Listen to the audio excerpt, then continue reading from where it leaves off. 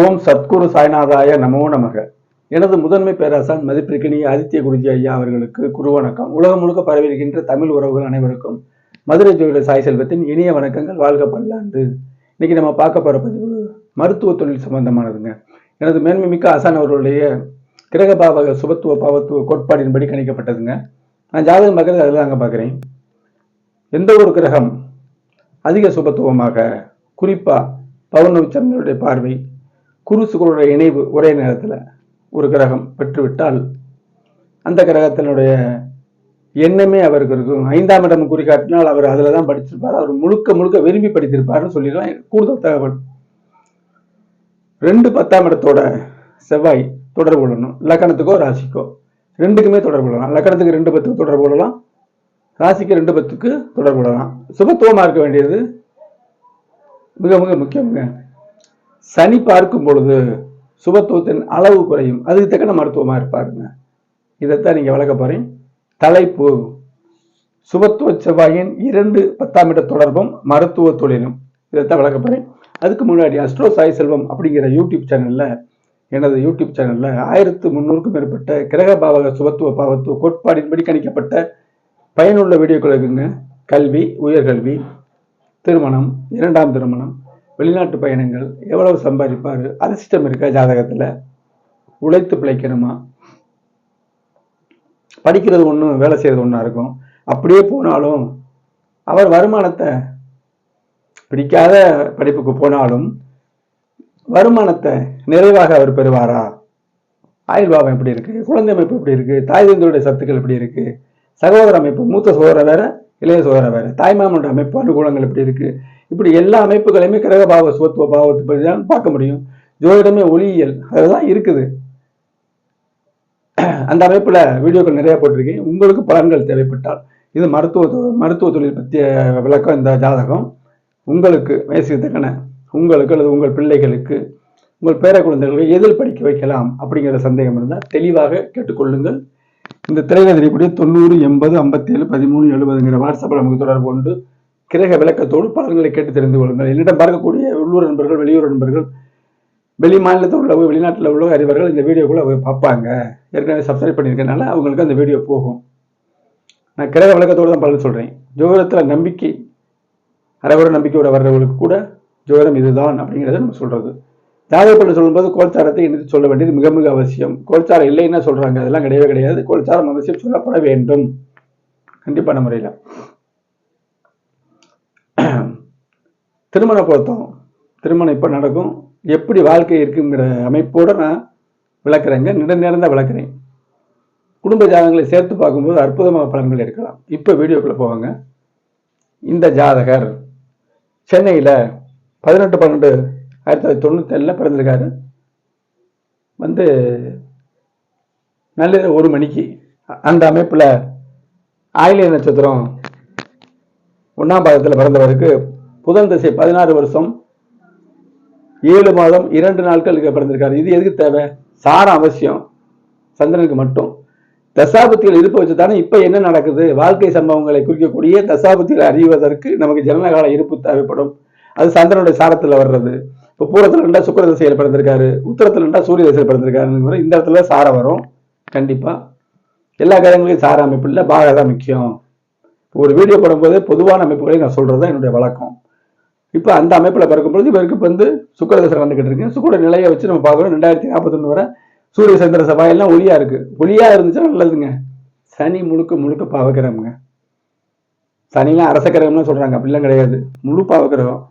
அரசமைப்பு கிரகங்களோடு இந்த சனி கூட சிக்கிக்கிட்டாருன்னா நல்ல சுபத்துவம் பெறணும். அப்ப என்ன இருந்தாலும் சனியுடைய குணத்தை காட்டி ஆவார். இதெல்லாம் புரிந்தவர்களுக்கு நன்றாக தெரியும். இப்ப பிறந்த விவரங்கள் சொல்லிட்டேன். இவர் பௌர்ணமிக்கு அருகில பிறந்திருக்காரு. பௌர்ணமி தேய்பிரை சதுர்த்தி, ஒளி குறையாத 90% ஒளி சந்திரனுக்கு இருக்கு. சந்திரன் கண்டிப்பா ராசி தானே, மனசு எல்லாம் தானே, தாயார், அது நல்ல நிலையில இருக்குது. பௌர்ணமி அமைப்புல பிறந்துட்டாலே உயர்வுன்னு சொல்ல முடியாதுங்க. ஒரு வார்த்தையில் பதில் இல்லை, எல்லாத்தையும் காம்பினேஷன் பண்ணி தான் நம்ம பார்க்கணும். இப்ப வளர்க்கிற இவர் கன்னியா லக்னம். முதல்ல எதா இருந்தாலும் லக்னம் வலிமை பெறணும், லக்னாதிபதி வலிமை பெறணும்னு சொல்றாங்கல்ல. ராசி நல்லா இருக்கணும்ல, அப்பதான் அவர் ஸ்ட்ராங்கா இருப்பாரு. யோகத்தை கிரகித்து கொள்ள நம்ம பலமா இருக்கணும். லக்கணத்தை குரு பார்க்கிறாரு. குரு மட்டுமல்ல, சுக்கிரனுக்கு 9ஆம் பார்வை கிடையாது, சுக்கிரனோடு சேர்ந்த குரு பார்க்கிறாரு நம்ம எடுத்துக்கிறணும். லக்கணம் வலிமை. சரி, லக்கணாதிபதி 4ஆம் இடத்துல திக்பல சூரியனோட இணைஞ்சிருக்காரு அப்படின்னு நம்ம தெரியும். ஆனால் சுபத்துவம், அதிக சுபத்துவத்தின் போது, அதிக சுபத்துவமாக ஒரு ஜாதகம் இருக்கும்போது இந்த பலவீனங்கள்லாம் பெருசா நம்மளை படுத்தாதுங்க. இப்போ 4ஆம் இடத்துல இருக்காரு. கல்வி நல்ல அமைப்போடு படிச்சிருப்பாரு. மருத்துவ கிரகம் சூரியனுங்கிறதையும் நம்ம எடுத்துக்கிறணும். இப்ப செவ்வாய் மருத்துவத்துக்கு முதல் அமைப்பு செவ்வாய்ங்க. சூரியன் முதன்மை வந்துட்டு அது அரசாங்க அமைப்பு போவார். மருத்துவத்துக்கு செவ்வாய், அப்புறம் தான் சூரியன் குருவனா வரும். ஆனா அரசுக்கு மருத்துவ செவ்வாய் இருக்கணும், அரசு கிரகம் தானே, அப்போ சூரியன் நல்லா இருக்கணும் அரசாங்கத்துக்கு, அப்படி வந்துடும். இப்ப செவ்வாய் வந்து 2 கிரகங்களோட சுபத்துவ விதி என்ன, 2 சுப கிரகங்களோட எந்த கிரகம் சம்பந்தப்படுதோ சேர்ந்திருக்கலாம் பார்க்கலாம். அந்த கிரகத்துடைய எண்ணங்கள் தொழில்கள் இதுக்கு வரும், ஜாதகருக்கு வரும் சொல்றாங்கல்ல. அழகா பாருங்க, செவ்வாய் உச்சமாவும் இருக்காரு, குருவோடையும் சேர்ந்திருக்காரு. இங்க குருவுக்கு நீசபங்கம் கிடைக்கும், சுக்கிரனோட சேர்ந்திருக்காரு. அப்ப சரி சேர்ந்துட்டாரு. 5ஆம் இடத்துல அதிர்ஷ்ட ஸ்தானத்துல சேர்ந்திருக்காரு. அப்ப மருத்துவம் வந்து அதிர்ஷ்டமா, இவரே விரும்பி படிச்சிருப்பாருன்னு ஒரு கணக்கு எடுத்துக்கலாம். ஜோதிடம் வந்து அல்லல்ல குறையாத முத்துக்களை தரக்கூடிய அமைப்பு மாதிரி தாங்க இருந்து.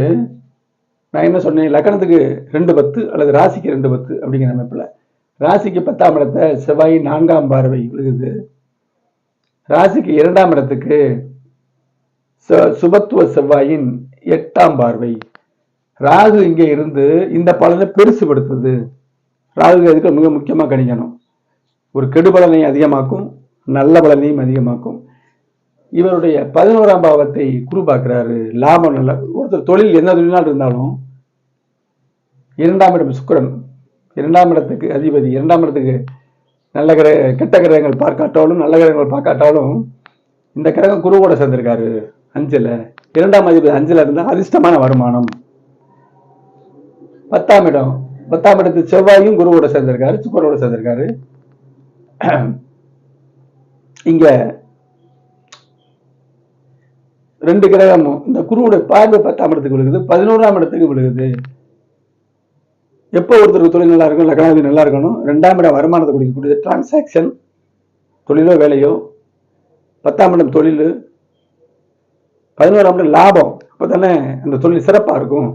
அந்த அமைப்புல பார்க்கிற அமைப்புல இவர் வந்து நல்ல ஒரு ராசிய லக்னத்தையும் குரு பார்க்கிறாரு. அப்ப மகா வலிமையானவர். தசாபுத்திகள் வந்து வாழ்க்கையை நிர்ணயிக்கக்கூடியது. புதன் தசையில பிறந்தவர் கேது தசை முடிஞ்சு சுக்கிர தசை நடந்துகிட்டு இருக்கு. சுக்கிரன் வந்து குருவோட சேர்ந்திருக்காரு, 5ஆம் இடத்துல இருக்காரு. 5ஆம் இடத்துல நல்ல அமைப்புல இருக்கும். சனி பார்க்கிறாரு, பார்த்தாலும் பெரிய அளவுல. சூரியன் திக்பலம் வந்திருக்கு, சனி பார்வை இங்க விழுகுது. அப்ப குரு சனி பரிவர்த்தனை வேற ஆயிருக்குல்ல. குரு சனி பரிவர்த்தனை பெற்றாலே சனியுடைய இந்த இடத்துல கடுபலம் குறையுங்க. சம்பந்தம்ங்கிறது சேர்ந்திருக்கலாம், பார்க்கலாம், பரிவர்த்தனையும் அடையலாம். அப்ப குரு பரிவர்த்தனையும் போது இந்த நீசத்தன்மை அகன்றும், சனியுடைய கெடுபலனும் கம்மியாயிரும். 7ஆம் இடத்தை சனி பார்க்கும் பொழுது ஜாதகருக்கு ஒரு பலவீனம் ஏற்படுங்கிற போது பரிவர்த்தனையும் போது இங்கே வந்து இவர் சனி இருப்பு இல்லைன்னு நம்ம எடுத்துக்கிறணும், கெடுபலன் இல்லை. அப்படி இது ஒரு நுட்பமான விஷயம். அப்ப இவர் வந்து நல்ல வலிமையான ஜாதகம் தாங்க. சுக்கிரதசை நடந்துகிட்டு இருக்கு 2041 வரை. அப்புறம் சூரிய தசை திக்பலம் இருந்தாலும் நான் என்ன சொல்றேன், நல்ல ஜாதகங்கள்ல லக்னம் ராசி வலுப்பற்று நல்ல அமைப்பு இருக்கும்போது இந்த பாவத்துவம்லாம் பின்னுக்கு தள்ளப்படும். சூரிய தசை, அப்புறம் சந்திர தசை, குரு பார்த்த சந்திர தசை, அப்புறம் செவ்வாய், இப்படி அடுத்தடுத்து தசாபதிகள் நல்லா இருக்கிறதுனால இவர் வாழ்க்கையில சிறப்பாக இருப்பார் அப்படின்னு உறுதியாக சொல்லிவிட்டேங்க. உங்களுக்கு எந்த ஒரு பலன்கள் வேண்டும்னாலும் மீண்டும் சொல்றேன். இந்த திரையதனைக்கூடிய 90 80 57 13 70 அப்படிங்கிற வாட்ஸ்அப்ல ஜாதகத்தை போட்டு ஆன்லைன்ல மிகச்சிறப்பாக பலன்களை கேட்டு தெரிந்து கொள்ளலாம், கட்டண முறையில் மட்டும். சரியா? அடுத்து ஒரு பயனுள்ள வீடியோவில் சந்திப்போம். நன்றி, வணக்கம்.